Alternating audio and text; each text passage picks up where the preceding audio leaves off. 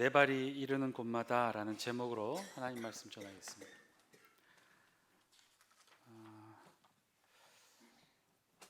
어느 날 이 베드로가 한참 열심히 사역을 하고 있는데 몸과 마음이 너무 힘들어서 몸살이 나서 몸져 누워버리게 되었답니다. 그래서 용한 한의사를 찾아서 진맥을 받아보니 한의사가 약을 지어주지는 않고 아주 특별한 처방을 했답니다. 그 처방이 뭐였냐?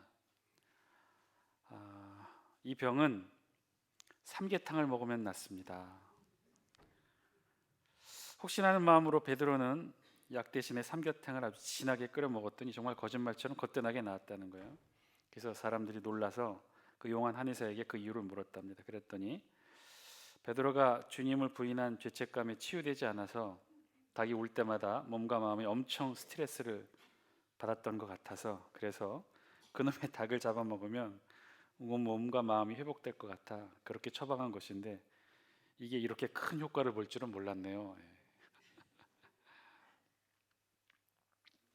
한 꼬마가 이 어머니 성경을 매일같이 열심히 읽고 있었답니다. 그러다 어느 날 성경 중간쯤에 한 욕기쯤 되나 보죠.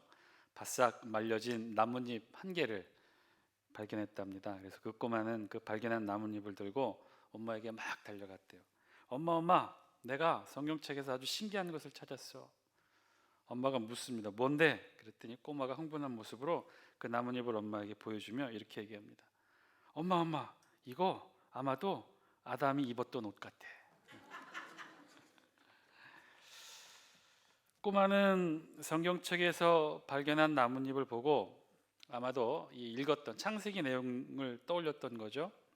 이 죄를 짓고 부끄러워하던 아담과 하와가 나뭇잎으로 옷을 만들어 입었다는 그 에덴 동산에서의 일을 아마도 이 꼬마는 나뭇잎을 보고 떠올렸던 것 같습니다. 여러분이 성경책을 읽다가 혹은 다른 책을 읽다가 나뭇잎을 발견했다면 여러분들은 어떤 생각을 떠올리셨겠습니까? 여러분들은 어떤 생각이 떠올랐을까요? 학창 시절? 아니면 그때 만났던 첫사랑? 뭐가 떠올랐을까요? 아니면 예화의 아이처럼 아담이 둘렀던 나뭇잎 속옷이 여러분 떠올랐을까요? 예전에 한 연예인이 TV 예능 프로에 나와서 이 가족의 경험담 얘기했던 게 기억이 납니다. 이 연예인의 딸이 초등학교 저학년이었는데 학교 축구부에 들어갔대요. 그래서 열심히 학교에서 축구 활동을 했는데 그날 그 옆에 있는 학교와 비공식적인 시합을 하게 됐답니다. 그래서 오랜만에 천연 잔디구장에서 이 저학년 초등학교 아이들이, 여자아이들이 한참 공을 쫓으며 축구를 하고 있는데 그 연예인 딸이 공을 차다가 넘어지게 되었는데 그때 갑자기 뭐라고 소리를 지르는 바람에 경기가 중단됐대요. 그래서 무슨 소리를 질러서 그렇게 됐냐 그랬더니 사연인즉 이 아이가 불을 차다가 넘어지게 됐고 일어나려고 손을 땅에 짚었는데 그런데 그곳에 특별한 걸 발견한 거예요. 네잎클로바를 발견한 거예요.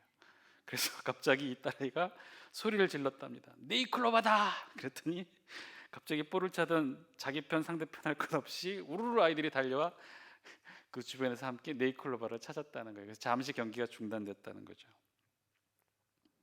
초등학교 저학년 여자아이들답다는 생각을 해봅니다.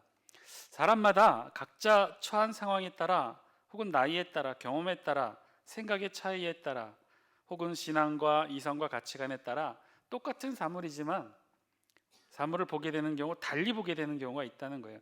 제가 전에도 말씀드렸다시피 하늘에 날아가는 새를 문득 하굣길에 하늘을 올려다본 초등학생이 본 새와 사춘기 꿈 많은 여고생이 올려다본 하늘의 새와 사형수가 형장으로 가기 전 마지막으로 올려다본 하늘에서의 본 그 새는 다르다는 거예요. 똑같은 새지만 보는 사람이 어떠한 마음과 생각과 입장을 가지고 있느냐에 따라 그 새를 통한 느낌도 생각도 모양도 다 다르다는 거예요. 저는 우리의 신앙도 마찬가지라는 생각을 하게 됩니다. 우리가 어떤 신앙의 고백을 가지고 살아가느냐에 따라 우리의 삶도, 우리의 사건도, 우리의 상황도, 인식도, 우리의 시간도 달라진다는 거예요.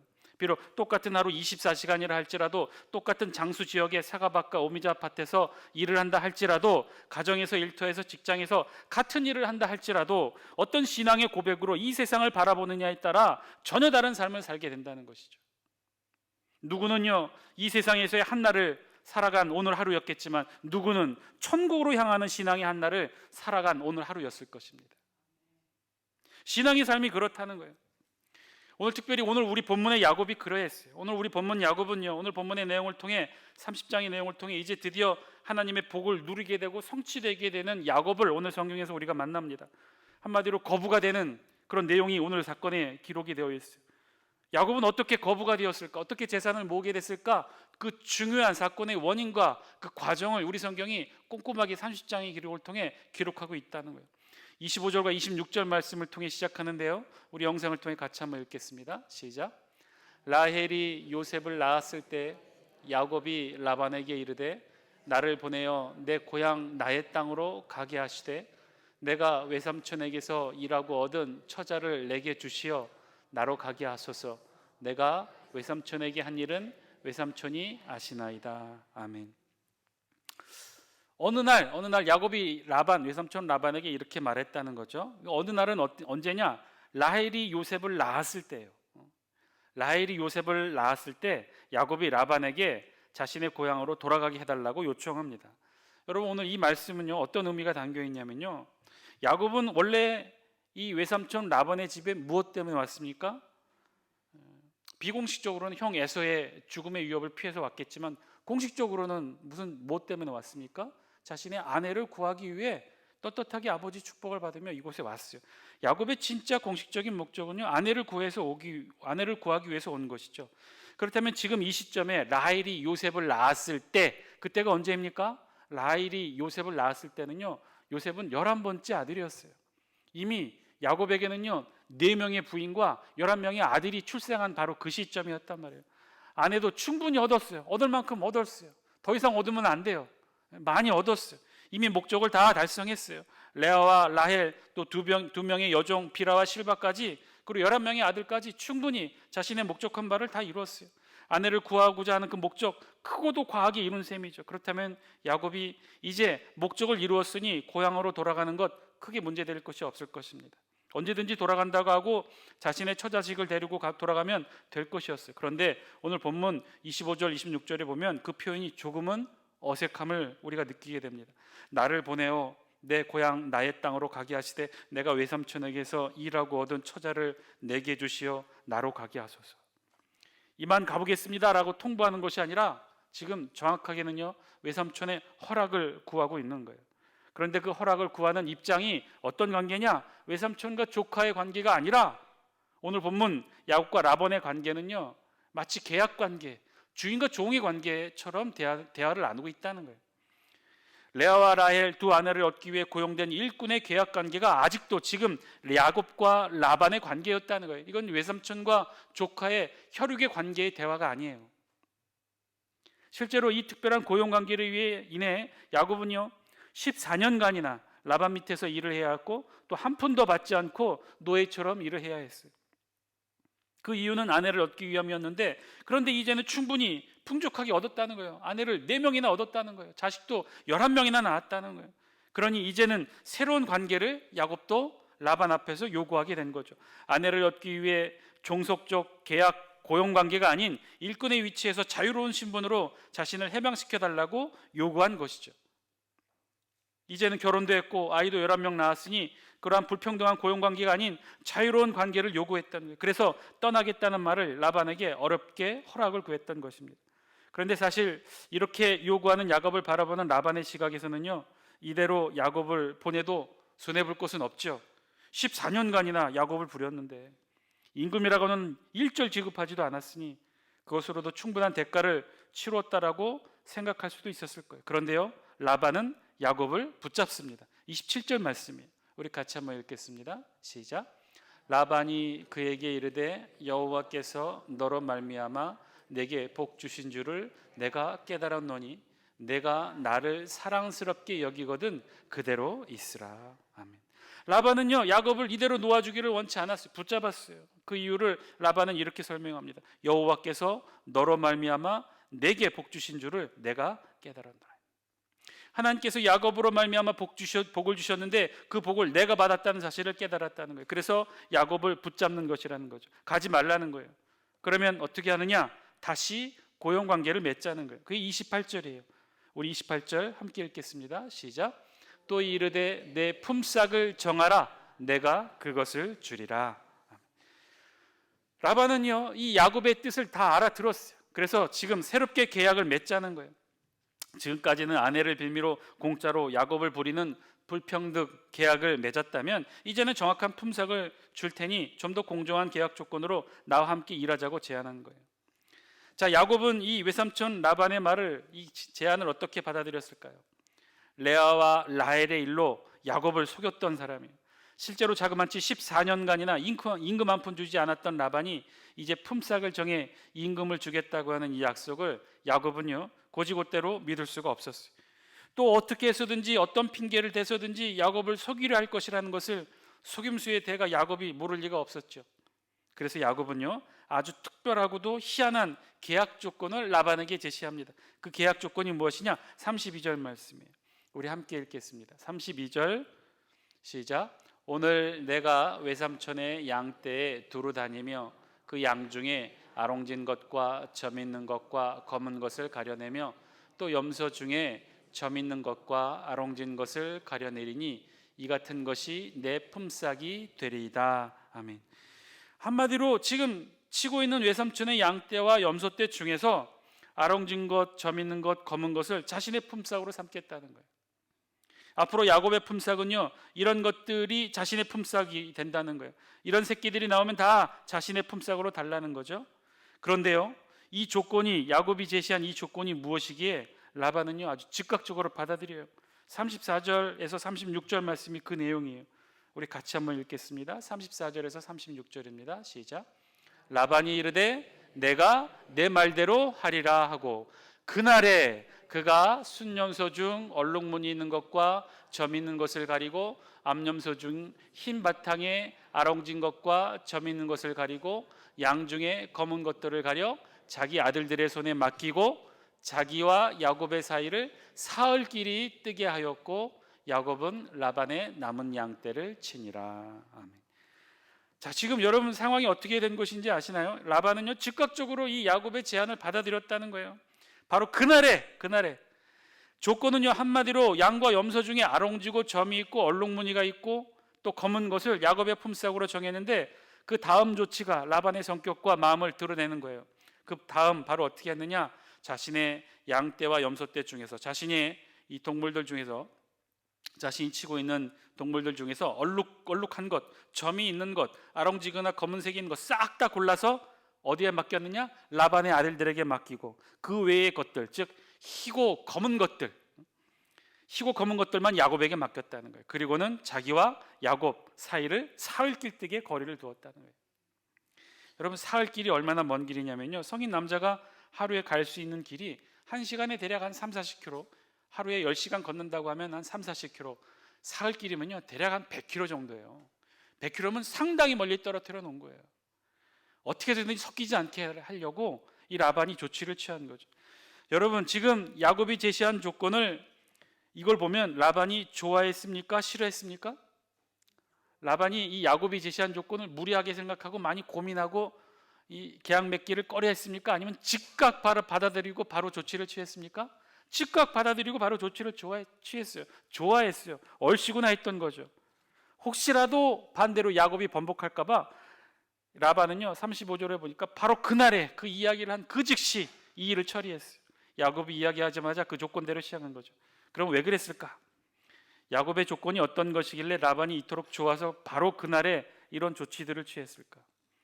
당시 고대 근동 가나안 지역에서요 양 하면 일반적으로 흰색이래요. 이게 보편적이라는 거예요. 반대로 염소 하면요 검은색이었다는 거예요. 염소는 하여튼 무조건 검은색이 보편적이라는 거예요. 그러니까 이 염소가 검은색이 우성이라는 거죠. 양은 흰색이 우성이고. 그러니까 흰색 양과 검은색 염소가 일반적으로 우성 인자들이었던 거예요. 건강하든 어떻든 보통 양은 흰색, 염소는 검은색. 그런데 가끔 그 중에 정말 가끔 변종이 나오기도 하는데 얼룩무늬 양과 흰색 점이 있는 염소가 가끔씩 나왔다는 거예요. 10마리 중에 한 마리 혹은 100마리 중에 한 마리 정도 나올까 말까한 그런 확률이었다는 것이죠. 그러니까 기본적으로 양은 흰색, 염소는 검은색이 우성이었고 나머지 얼룩얼룩한 것은 열성이었다는 거예요. 정말 나올까 말까한 것들이다. 그러니 외삼촌 라반이 아주 얼씨구나 하고 야곱의 조건을 받아들였다는 거예요. 이런 열성인자들, 얼룩무늬 있는 것들을 싹 다 빼낸 채 오로지 흰색과 검은색 염소로만 야곱에게 맡겨놓고는 얼룩무늬 있는 건 다 자신들 아들에게 맡겨서 100km의 거리를 두게 한 거예요. 라반의 성격이 그대로 드러난 거죠. 라반은요, 이때까지도요 절대로 야곱에게 양 한 마리도 줄 생각이 없었던 거죠. 그러니 야곱은요 그런 라반을 누구 봐도 잘 알았기에 이런 계약 조건을 내걸었던 거예요. 어쨌든 야곱은요 이제부터 우리가 잘 아는 대로 아주 특별한 방법으로 자신의 재산을 만들어 갑니다. 그것이 무엇이에요? 37절 38절 말씀 우리 같이 한번 읽겠습니다. 시작. 야곱이 버드나무와 살구나무와 신풍나무의 푸른 가지를 가져다가 그것들의 껍질을 벗겨 흰 무늬를 내고 그 껍질 벗긴 가지를 양떼가 와서 먹는 개천의 물 구유에 세워 양떼를 향하게 하매 그때가 물을 먹으러 올 때에 새끼를 베니. 아멘. 우리가 잘 아는 내용이죠. 버드나무, 살구나무, 신풍나무. 이거는요 그게 중요한 게 아니에요. 특별한 뭐 효용이 있고 약효가 있는 게 아니에요. 당시 고대 근동에 흔한 나무들이었고 공통점이 있다면 이 나무들의 가지들이 쉽게 껍질이 벗겨져요. 그리고 껍질이 벗겨지면 속살은 모두 다 흰색이었다는 거예요. 그러니까 벗겨놓으면 속은 흰색이고 겉은 얼룩달룩하니까 이것들을 벗겨서 섞여서 이렇게 만들어서 세워놓으면 얼룩달룩한다는 거예요. 그것을 어떻게 했느냐? 개천의 물구 위에 놨다는 거예요. 염소와 양떼에게 물을 먹이기 위해 만들었던 인위적인 물길이에요. 물이 있으면, 샘이 있으면 이제 양떼들이 오게 됩니다. 그러면 양떼들이 샘 곁에서 물을 먹어야 되는데 여기에 이 좁은 샘에 다 머리를 디미면 많이 한꺼번에 못 먹잖아요. 그래서 이 샘 근처에 인위적인 물길을 냈어요. 이 물길을 쭉 한 줄로 내고 양떼들 물 먹일 때만 그 막혔던 물길을 열어놓았던 거예요. 그럼 물이 흐르잖아요. 그러면 일렬로 쭉 긴 물 흐름에 이 양떼와 염소떼들이 서로 머리를 교차하면서 물을 먹을 수 있게 만들어 놓았다는 거예요. 지금 야곱은요 거기에다가 이 얼룩덜룩한 나뭇가지들을 세워놓고 보게 했다는 거예요.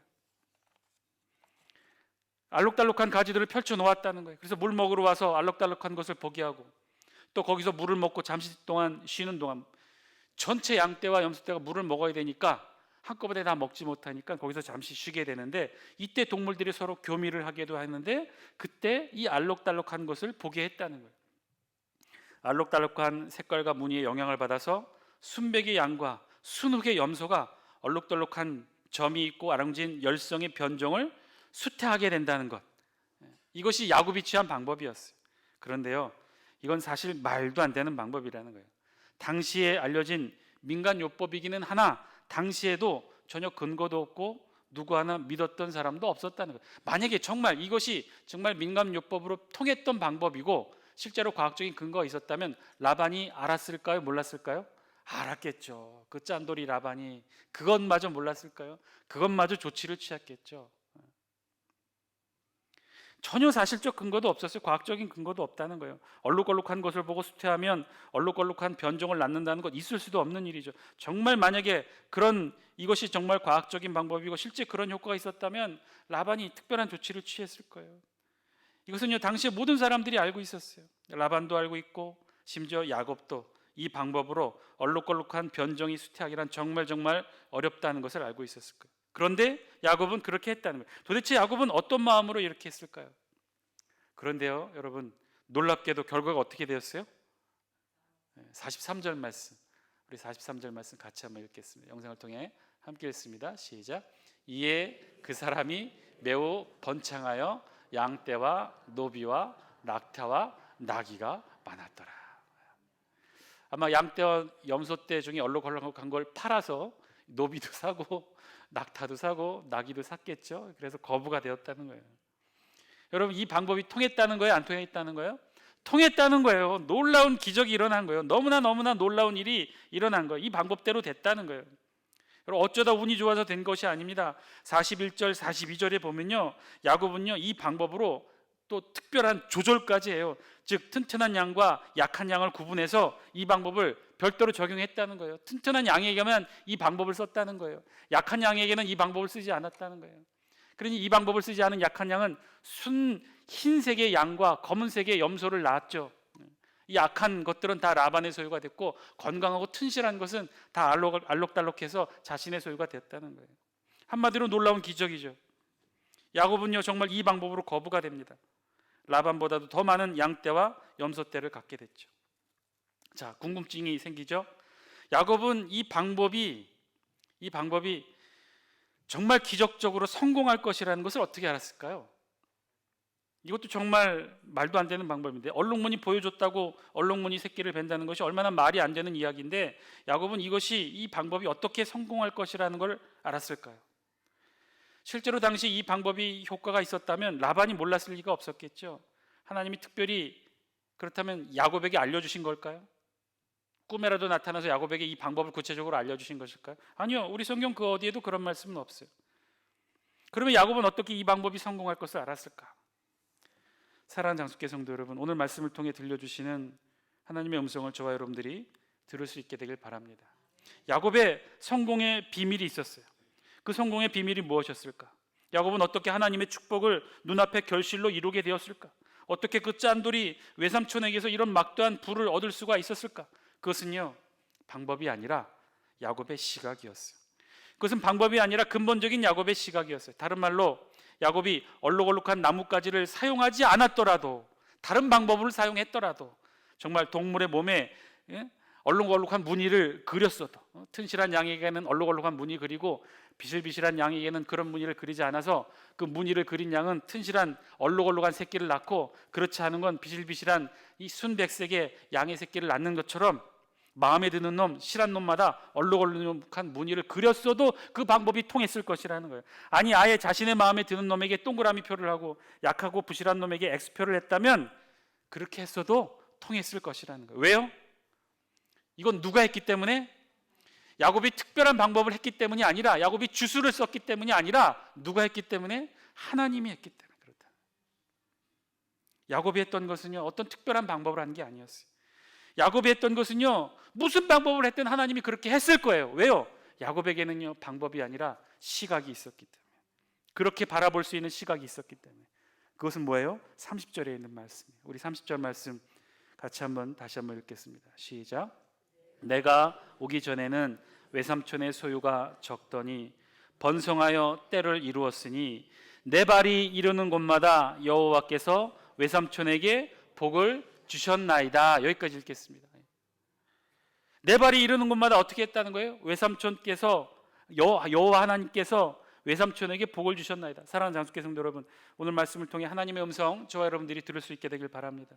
야곱이 무슨 방법을 사용하였던 이미 하나님은요 야곱을 축복하기로 작정하셨어요. 왜냐? 이미 야곱은 하나님의 축복의 그 손길을 보고 있었기 때문에, 사실은 야곱이 신앙의 눈으로 그 사실을 보고 있었기 때문에, 그것이 뭐예요? 내 발이 이르는 곳마다 여호와 하나님께서 축복해 주실 것이다. 내 발이 있는 곳마다 하나님께서 축복해 주실 것이다. 내 발이 도달하는 곳마다 하나님이 복으로 채워 주실 것이다. 이미 야곱은 보았기 때문에, 하나님의 축복의 손길, 능력의 손길을 보았기 때문에 야곱이 무슨 방법을 취하든 하나님이 그 방법대로 복을 주셨을 것이라는 거예요. 동그라미를 칠하든 얼룩얼룩한 무늬를 그리든 나뭇가지를 들고 흔들든 어떤 방법을 취했든 간에 하나님께서 그 방법대로 이루어 주셨을 거라는 거예요. 왜냐? 야곱의 시각이 이미 바뀌었기 때문에, 야곱은 보았기 때문에 그렇다는 거예요. 사랑하는 장수께 성도 여러분, 야곱은 그렇다면 언제 이것을 보았을까요? 내 발이 이르는 곳마다 하나님께서 축복해 주시라는 것을 어떻게, 언제 야곱은 깨달았을까요? 지금 야곱의 상태가 어떤 상태죠? 4명의 아들이, 4명의 아내가 있고 11명의 자식을 두고 있지만 손에는 변변한 재산조차 없어요. 자신의 이름으로 된, 자신의 등기로 된 집 한 채 없었어요. 아무런 소유도 없었어요. 그 흔한 임금 한 푼 받지 못한 채 14년 동안 노예처럼 일했어요. 떠나고자 할 때도 자신의 아내와 자식들을 데리고 가기를 허락을 구해야만 하는 상황이었어요. 자유인이 아니었죠. 그런 그런 그가 지금 라반을 향해 외치는 거죠. 뭐라고 외쳤어요? 하나님께서 내 발이 이르는 곳마다 축복하셨다. 내 발이 이르는 곳마다 하나님께서 축복해 주셨다. 그래서 외삼촌을 복 주신 것입니다. 자신에게는 아무것도 없지만. 사랑하는 장수교 성도 여러분, 이것이 오늘 야곱이 놀라운 고백을 통해 하나님께 축복받았던 비결인 줄 믿습니다. 야곱은요 그 시각으로 본 거예요. 비록 손에 아무것도 없지만, 가진 것 아무것도 없지만, 야곱은요 신앙의 눈을 열어, 영혼의 눈을 열어 하나님이 축복하시는 모습을 보았던 거예요. 그리고 고백했다는 거예요. 내 발이 이르는 곳마다, 내가 있는 곳마다 하나님이 축복해 주실 것입니다. 사랑하는 장수교회 성도 여러분, 오늘 이 고백이 우리의 고백이 되기를 바랍니다. 오늘 이 고백 가지고 저와 여러분들 함께 기도하기를 원합니다. 우리도 사실 그렇죠. 지금 우리 두 손 안에 가지고 있는 것, 우리 두 손 안에 붙들고 있는 것 많지 않을 수도 있을 것입니다. 힘들고 어려울 수도 있을 것입니다. 풍족하지 않아 보일 수도 있을 것입니다. 이것이 과연 하나님의 축복인가? 이것이 과연 하나님이 나를 향한 온전한 축복의 결실인가? 회의되고 의심이 될 때도 있을 것입니다. 그러나 여러분, 오늘 야곱이 보았던 것처럼 오늘 말씀을 통해 우리에게 들려주신 하나님의 음성 듣고 깨닫고 저와 여러분들이 신앙의 눈을 열어 하나님의 축복의 손길을 신앙의 눈으로 볼 수 있게 되길 바랍니다. 하나님은요 저와 여러분들의 발이 이르는 곳마다 축복해 주시기를 원하십니다. 하나님은요 저와 여러분들이 있는 곳마다 축복해 주시기를 원하십니다. 그 방법이 어떠하든 하나님의 방법으로 만들어 가실 것입니다. 우리에게 필요한 것은 야곱처럼 눈을 열어 우리의 상황을 하나님의 축복의 눈으로 보는 거예요. 하나님이 내 발이 있는 곳마다, 내 발이 이르는 곳마다 축복해 주실 것입니다. 내 자녀가 있는 곳마다 축복해 주실 것입니다. 우리 가정이 있는 곳마다 축복해 주실 것입니다. 우리의 땀과 노력의 결실이 배어있는 우리의 일터마다 하나님이 축복해 주실 것입니다. 그 방법이 어떠하든 하나님 축복해 주옵소서. 이 믿음의 고백 가지고 나아가실 수 있는 저와 여러분들의 이 시간, 우리의 기도의 시간 되기를 주의 이름으로 간절히 축복합니다. 우리 다 함께 이 기도 제목 놓고 함께 기도하기 원합니다. 하나님, 우리도 신앙의 눈으로 우리의 시각을 열어 믿음의 고백하게 되기를 소망합니다.